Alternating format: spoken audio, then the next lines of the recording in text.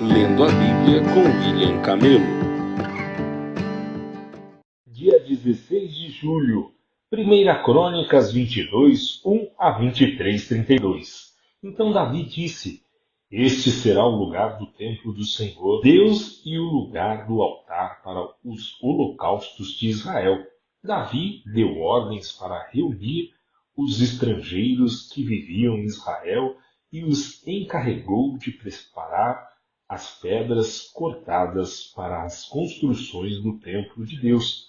Davi providenciou grandes quantidades de ferro para os pregos necessários para as portas e suas dobradiças, e deu tanto bronze que não se podia pesar.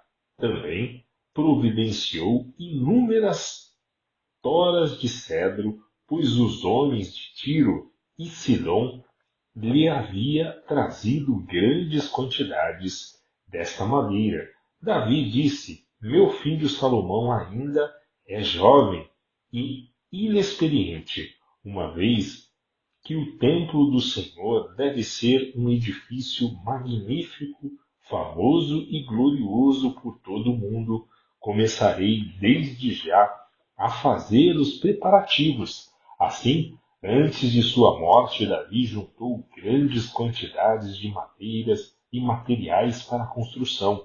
Então, mandou chamar seu filho Salomão e lhe ordenou que construísse um templo para o Senhor, o Deus de Israel. Disse-lhe: Meu filho, eu quis construir um templo em honra ao nome do Senhor, meu Deus, mas o Senhor me disse: Você matou muitos homens nas batalhas em que lutou, derramou muito sangue diante de mim, por isso não será você quem construirá um templo em honra a meu nome. Contudo, você terá um filho que será um homem de paz. Darei a ele descanso de seus inimigos de todas as terras vizinhas. Seu nome será Salomão, e darei paz e tranquilidade a Israel durante seu reinado. Ele construirá um templo em honra ao meu nome. Ele será meu filho, e eu serei seu pai. E eu estabelecerei o trono de seu reino sobre Israel para sempre. Agora, meu filho, que o Senhor seja com você e lhe dê êxito na construção do templo do Senhor, seu Deus, exatamente como ele prometeu a seu respeito. E que o Senhor lhe dê sabedoria e entendimento para que você obedeça à lei do Senhor, seu Deus, ao governar Israel. Você terá êxito se for cuidadoso em obedecer aos decretos e estatutos que o Senhor ordenou a Israel por meio de Moisés. Seja forte e corajoso, não tenha medo, nem desanime. Trabalhei arduamente para providenciar os materiais para a construção do templo do Senhor. 3.500 toneladas de ouro, 35.000 toneladas de prata e tanto ferro e bronze que não se pode pesar.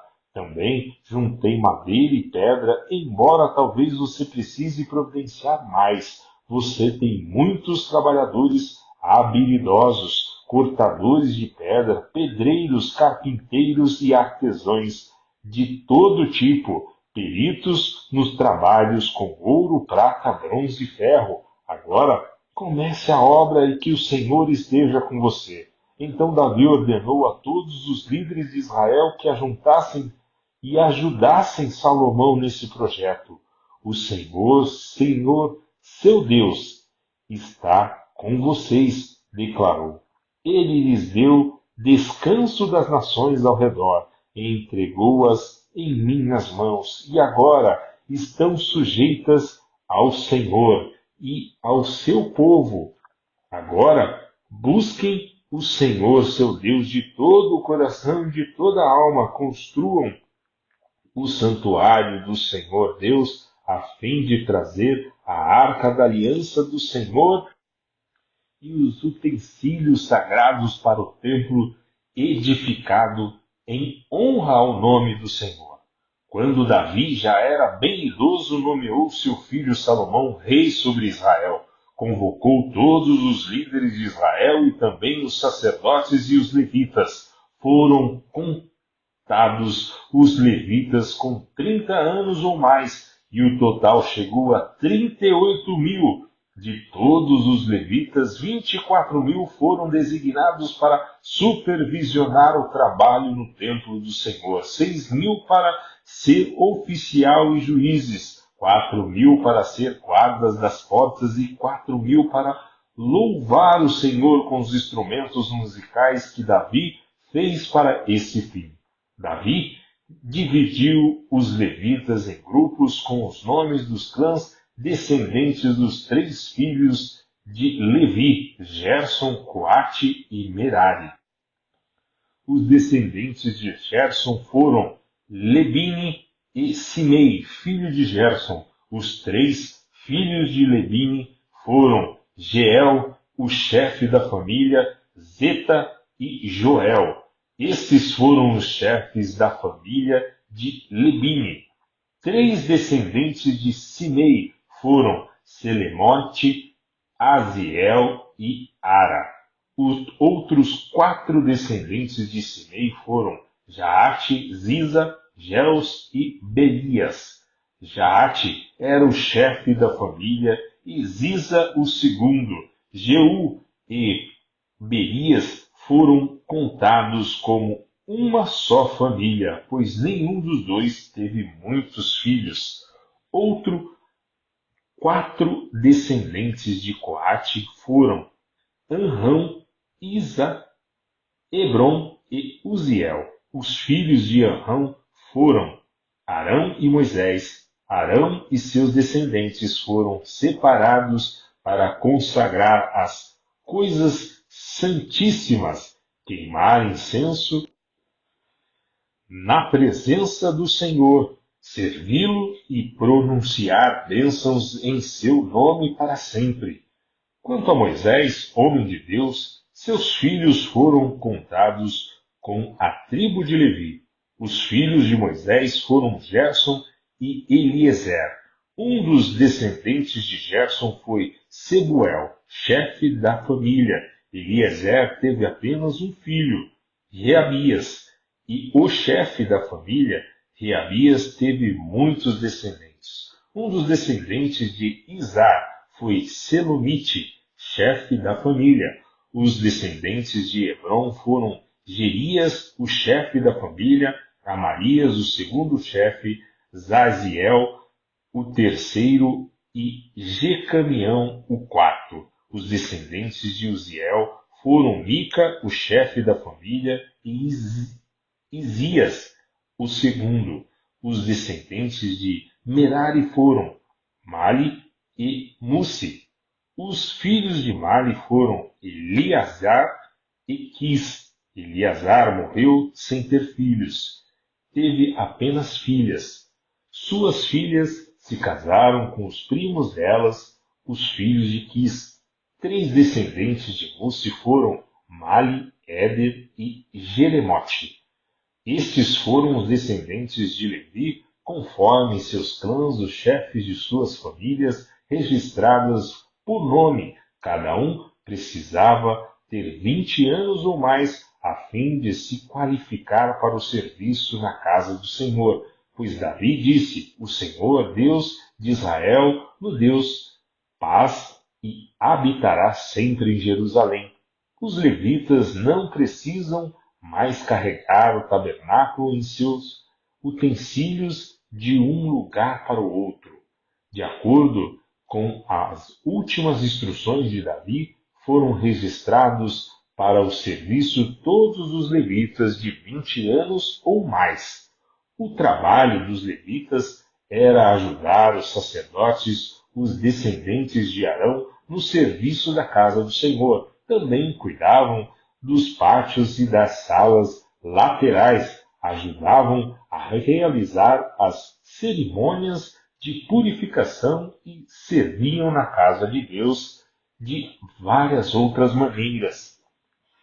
Eram encarregados dos pães da presença colocados sobre a mesa da farinha da melhor qualidade para as ofertas de cereais, dos bolos sem fermentos, dos pães assados em azeite e da mistura das massas. Eram responsáveis ainda por verificar todos os pesos e medidas. Todas as manhãs e todas as tardes apresentavam-se diante do Senhor para entoar cânticos de ação de graças e louvor. Ajudavam aos holocaustos oferecidos ao Senhor no sábado, nas festas de lua nova e em todas as outras festas fixas. O número requerido de levitas estava sempre de serviço na presença do Senhor e seguiam todos os procedimentos que lhes haviam sido prescritos. E assim, sob a supervisão dos sacerdotes, os descendentes de Arão, os levitas guardavam a tenda do encontro e o santuário e cumpriam seus deveres no serviço da casa do Senhor. Romanos 3, 9 a 31. Pois bem, devemos concluir que nós, judeus, somos melhores que os outros? Não de maneira nenhuma, pois já mostramos que todos os judeus ou gentios estão sob o poder do pecado. Como afirma as Escrituras, ninguém é justo, nem um sequer, ninguém é sábio, ninguém busca a Deus. Todos se desviaram, todos se tornaram inúteis, ninguém faz o bem, nenhum sequer. Sua conversa é repulsiva, como o odor de um túmulo aberto. Sua língua é cheia de mentiras, veneno de serpentes goteja de seus lábios. Sua boca é cheia de maldição e amargura. Apressam-se em cometer homicídio. Por onde passam, deixam destruição e sofrimento. Não sabem onde encontrar paz. Não têm o menor temor de Deus. É evidente que a lei se aplica àqueles a quem ela foi entregue, pois seu propósito é evitar desculpas e mostrar que todo o mundo é culpado diante de Deus, pois ninguém será declarado justo diante de Deus por fazer o que a lei ordena.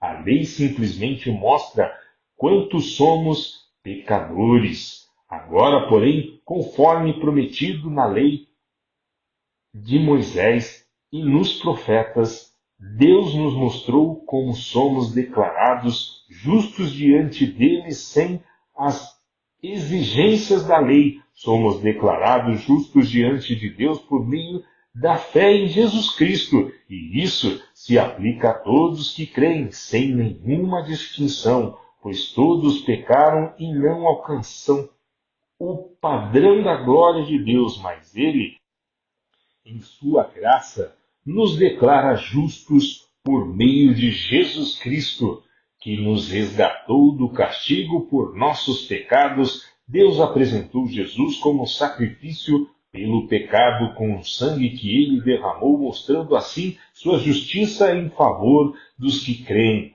No passado, ele se conteve e não castigou os pecados antes cometidos, pois planejava revelar sua justiça no tempo presente. Com isso, Deus se mostrou justo, condenando o pecado, e justificador, declarando justo o pecador que crê em Jesus. Podemos, então, nos vangloriar de ter feito algo para sermos aceitos por Deus? Não, pois nossa a absolvição não vem pela obediência à lei, mas pela fé. Portanto, somos declarados justos por meio da fé e não pela obediência à lei. Afinal, Deus é Deus apenas dos judeus? Não, e também Deus dos gentios. Claro que sim.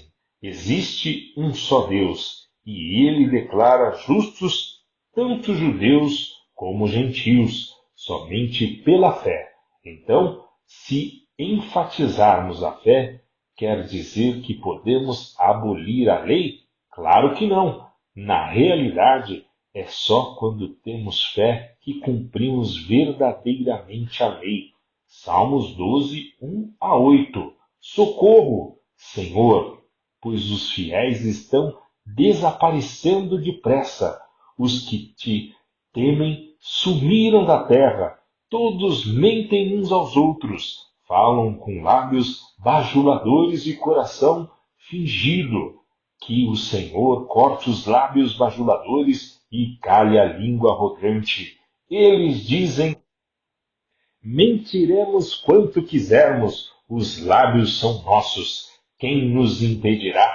O Senhor responde: vi a violência cometida contra os indefesos e ouvi o gemido dos pobres. Agora me levantarei para salvá-los, como eles tanto desejam. As promessas do Senhor são puras, como prata refinada no forno, purificada 7 vezes. Portanto, Senhor, sabemos que protegerás os oprimidos e para sempre os guardarás desta geração mentirosa, ainda que os perversos andem confiantes e a maldade seja elogiada em toda a terra. Provérbios 19, 13 e 14. O filho tolo é uma desgraça para o pai. A esposa briguenta é irritante como uma goteira. Os pais deixam casas e riquezas como herança para os filhos, mas apenas o Senhor pode dar uma esposa prudente.